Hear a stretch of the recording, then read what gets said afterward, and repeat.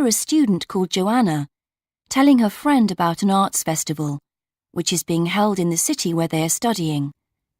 First, you have some time to look at questions 1 and 2.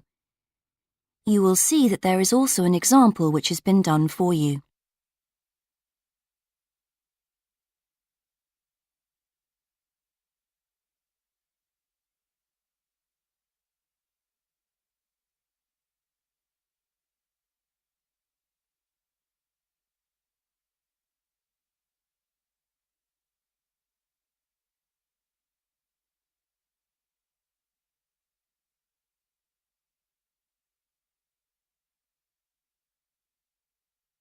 Now we shall begin. You should answer the questions as you listen, because you will not hear the recording a second time. Listen carefully and answer questions 1 and 2. Hi, Joanna. Where have you been? Hi, Dave. I had to go into college to return a DVD I'd borrowed from the library. Oh, right. But while I was there, I got some information about the City Arts Festival that starts next week. Oh, yeah? I saw a poster advertising it somewhere. Yeah, and I picked up this leaflet from the library. It gives you the website address. So as I was there, I logged on to get more information. Actually, although they've got the full programme of events fixed now, you can't book online, which seems strange. There's a number to phone, though. And are there student discounts? I guess so, but I didn't notice. Anyway, there are 3 things I'd like to see. An Italian film, a rock concert, and an art exhibition. Oh. The exhibition's free, and you don't need to book, so I'll definitely go to that. But I'm going to get tickets for the film in case they sell out. Good idea. You can always buy concert tickets at the door because that's in a really big hall. Right.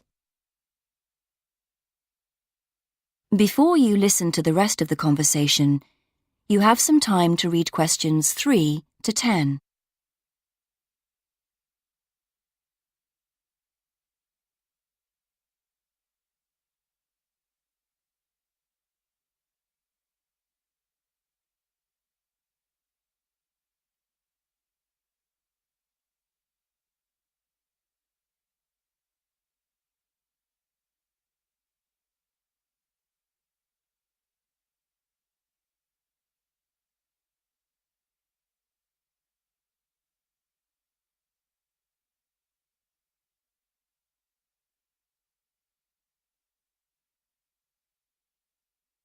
Now listen and answer questions 3 to 10. So, when does the festival actually start? Well, it's usually held the first week of October, but it's earlier this year for some reason. The opening night is September the 20th, and events go on till the end of the month. And have you got that phone number? Yeah, it's here. Look, it's 0967 990 776. OK, I'll write it down. 0967 990 776. Thanks. I thought the local council made a profit from the festival, but it says here that there's a commercial sponsor. It's a local bank. I didn't know that. Neither did I. What other events have they got on? As well as the art exhibitions and stuff that's open every day, there are special events each day. Like on Monday, there's a musical in the City Hall. That's only £3.65 for students. I think I'll give that a miss. I've got football training on Mondays, but I'm free on Wednesday. There's a jazz band on then, and that's only £2.50 for students. Sounds good. Is that in the City Hall too? We could go. Well, I'm busy actually, but it's at the sports centre if you're interested. Oh, right. Thursday's the cheapest event, only £1.25 for students, And it's on in the library. Can you guess what it is? Probably the college choir. Actually, no. They've not been asked, apparently. Oh. No, it's a poetry evening. Isn't there any modern dance on anywhere? On Friday. That's at the college. It's quite expensive, though. £15 for adults and £12.75 for students. Oh, yes, that is a lot. If I'm going to spend that much, I'd prefer to go out on Saturday. Yeah, me too. But on Saturday night, there isn't live music or a party or anything. Just the fireworks in the city park. And that's only £1.50. Yeah, that'd be good. Now turn to section 2.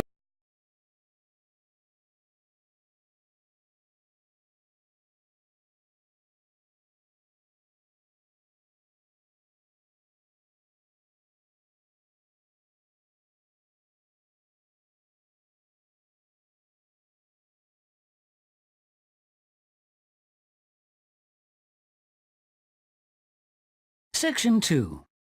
You will hear the organiser of a rock festival talking to the exhibitors and performers at a planning meeting.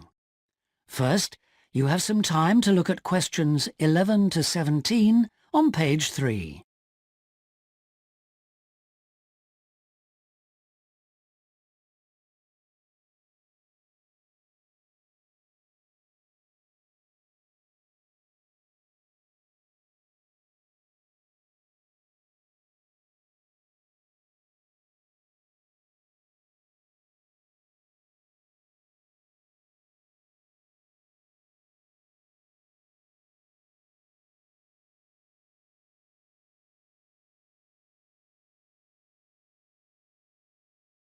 Now listen carefully and answer questions 11 to 17.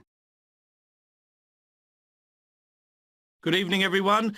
I'm glad you could all make this planning meeting for what promises to be the biggest and most colourful free rock festival ever held in the South East. So whether you're a performer, a craft exhibitor or an artist, we all extend a big welcome to you. Could we turn first to the plan so I can familiarise you with the layout of the site, which, as you know, is an old football stadium. We're really lucky to have so much space this year. You can see the main gate at the bottom of the plan. Have you found it? That's where most visitors will enter. It's also the entrance for those taking part in the craft fair. We've set the stalls just inside the gate on the left in a circle. If you walk straight ahead from the gate along the path without turning right, you'll come to some steps up to the football stadium. On the left of the steps is the fringe stage. This is for alternative artists. They include folk singers, poets and other acts which are more suited to a smaller stage. And they should also enter by the main gate.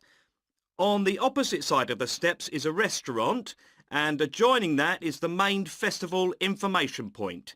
Here you can get extra programmes and up-to-the-minute information about events, and you can discuss any last-minute problems, although we hope everything will be running smoothly when the festival opens. Coming back to the plan, you go up the stairs to the stadium. The entrance for the rock bands is on the far side, and on your right is the main stage, which will have powerful illumination and amplification throughout the weekend. There will probably be TV vehicles adjacent, that's in this area only, for recording purposes. If you look at the outside of the plan, you can see a third gate for exhibitors, opening onto a side path. A little way down the path, before you get to the trees, is the building where the art exhibition's being housed. Then, finally, there's just one more building marked on your plan, quite near the main gate. It's divided into lock-up garages, so I hope you now feel quite familiar with the main festival area. Before you hear the rest of the talk, you have some time to look at questions 18 to 20 on page 4.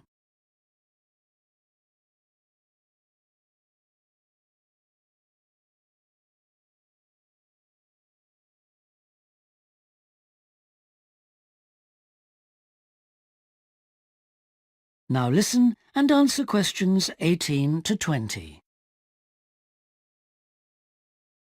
We also hope that you'll have received your welcome pack.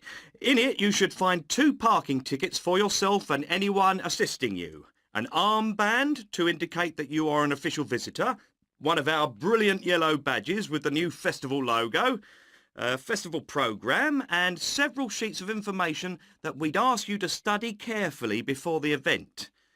Please could you note that all setting up of stalls, displays and so on should be completed by 9:30 a.m. and that, unfortunately, we won't be able to allow any vehicles to enter the festival area after that time. Yeah, it's a big site, but even a few vehicles parked in the wrong place can block the paths. With crowds of people, and we are expecting several thousand, this can merely be a nuisance, but if there's an emergency and access for an ambulance is blocked, the situation will become not just annoying, but also dangerous. And don't forget, it could be your mother or your child who needs help. Several exhibitors and craftspeople have asked us if any provision can be made for overnight storage of tables, chairs and display items rather than having to take them home and bring them again. We're pleased to say that a limited amount of space has been made available in the building near the main gate. You'll be issued with a yellow ticket to reclaim your property, similar to the red parking tickets, so do check you bring the right one. But please understand that this is entirely at your own risk, as we can take no responsibility for items lost or damaged. I think that's all I have to say at this point, but thank you all for your attention. That is the end of section 2. You now have half a minute to check your answers.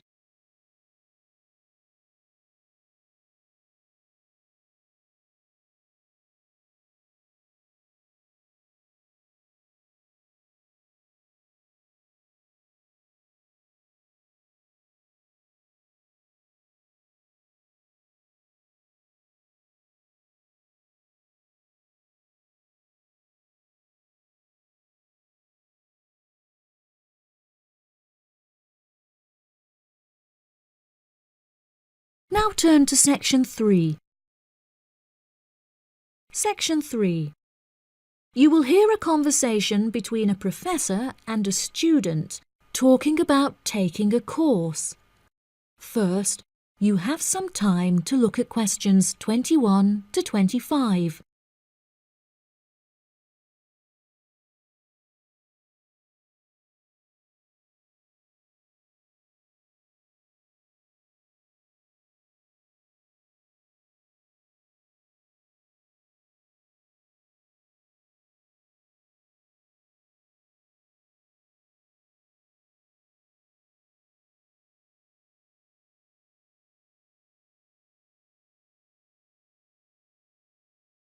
Now listen carefully and answer questions 21 to 25. Excuse me, Dr. Twain. May I speak with you for a minute? Of course, please come in. I'm Charlotte York. I'm considering taking your course in tourism. Right. Well, Charlotte, how can I help you? I have been considering studying tourism. However, it is such an important decision that I would like to seek some advice about it first. Would you mind answering some of my questions? Absolutely. Fire away. Well, I have been discussing courses with my parents, and they are concerned that I will not be able to get a well-paid job with a degree in tourism. The reason that I want to study the course is that I have a great interest in the subject, and I think I would really enjoy it. I believe the only way that I will enjoy my life is if I enjoy my career. Happiness is far more important than money, don't you think? Absolutely. I would much rather be happy and poor rather than rich and miserable. Money cannot buy you happiness. I'm glad you agree. You needn't worry about money, Charlotte. A large part of the tourism course is dedicated to teaching students how to manage finances, a skill that you can apply to your everyday life as well. I would also recommend that you take a sideline course in time management, as this can be incredibly useful in efficiently planning your workload, Efficiency is the key to success. I'll remember that. Now, I have found that some students have natural talents that really help them to succeed in the course. Communication skills, for example, can be very beneficial. Do you have any strengths? Maths was always my favourite subject at school, so I really enjoy solving mathematical problems.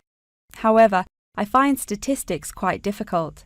I have always been very capable and self-sufficient. I have a lot of confidence in my abilities and will take the initiative in situations without needing to depend on anyone else for their help. That's a really great quality to have and will be particularly useful if you choose to study tourism. That's great. I would recommend that you spend some of your time researching the course. A lot of people who are uneducated on the subject claim that tourism is a shrinking industry and that it will become irrelevant in the future. If you study the published research, however, you will see that the truth is quite the opposite. The industry has, in fact, grown significantly as people have developed an ever-increasing interest in culture and travel. Have you compared the university course with a polytechnic? Yes, I have. I was interested in studying the course in modules. However, the university doesn't offer that option. I don't have enough funds to be able to attend an expensive university, so I was relieved to see that the course is quite affordable. I also considered attending a summer school instead of university to save money, and so that I could work during the rest of the year. But I really wanted the university experience. I think that university would suit you well. Before you hear the rest of the conversation, you have some time to look at questions 26 to 30.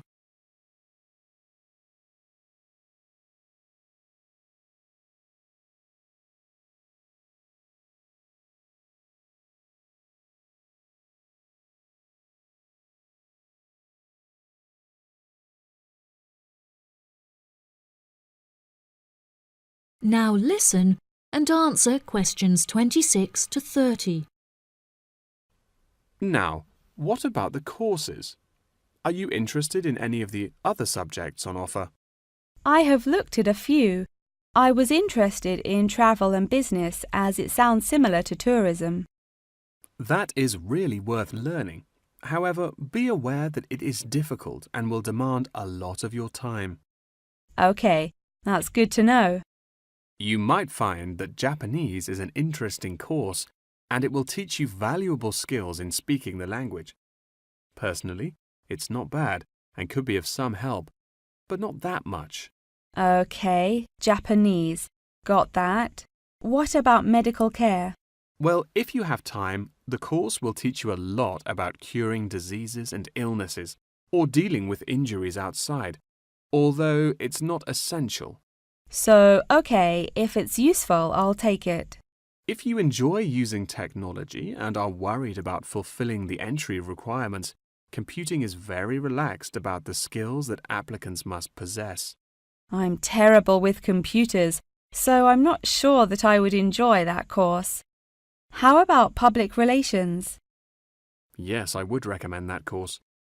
It would be related to entering the tourism industry, as it will educate you on how to approach clients and develop associations with them. That's great. Thank you so much for your help. That is the end of section 3. You now have half a minute to check your answers.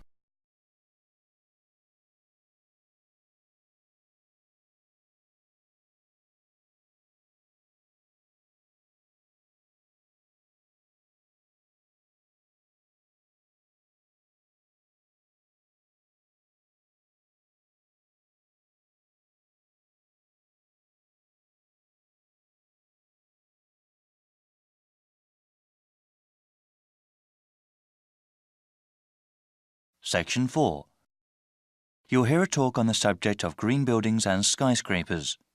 First, you have some time to look at questions 31 to 40.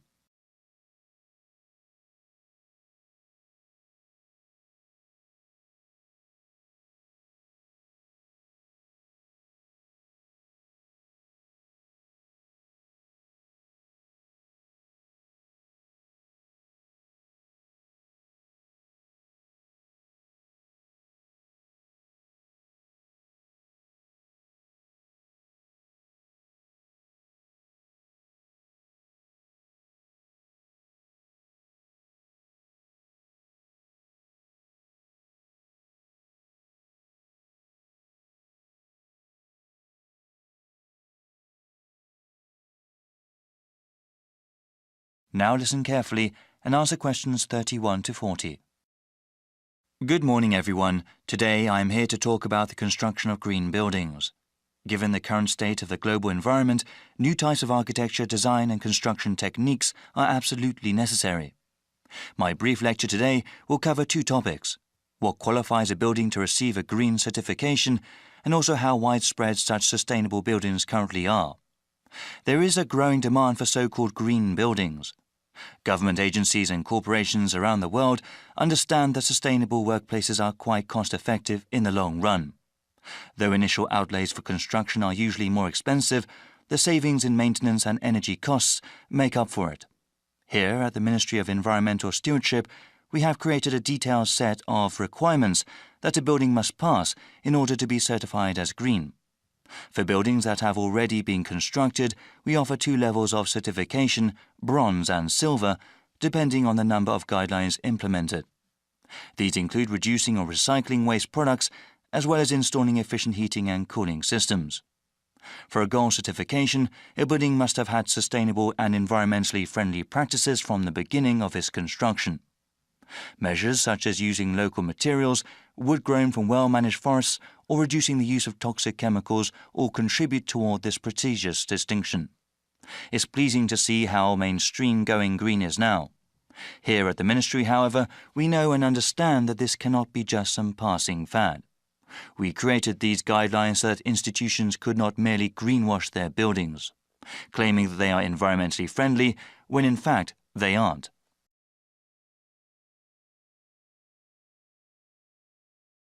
I would now like to talk about some buildings that have received these special certifications. In the 60s, there was a great number of public housing projects built. Over the years, many of them have fallen into gross disrepair. As part of an urban revitalization project, construction companies have consulted with ministry experts to make those council estates a greener and healthier place to live. At Cabrini Fields, lead pipes and lead paint were removed, improving the health of children living there. A system of rooftop and community gardens also helped residents to support themselves. It was one of the first buildings we awarded a bronze certification to. One building with a silver certification is the Milop Jewett Tower, built over a century ago and located in the downtown area. The insides of the building were completely scooped out, allowing the construction company to implement innovative new ways of saving energy. The utility bill of the entire building is now 40% down, only 60% of its previous level, despite rising energy costs. Lastly, I would like to talk about the latest building to receive a gold certification from the Ministry. Arcadia Arbours is a really great example of green engineering and construction. From the very beginning, the project heads made a really unique plan and held to it. Many of the Ministry's guidelines were followed, and we even got ideas for other ways to make buildings sustainable. The centerpiece of this skyscraper is a multi-story hanging garden that serves both an aesthetic and practical purpose. That is the end of section 4. You now have half a minute to check your answers.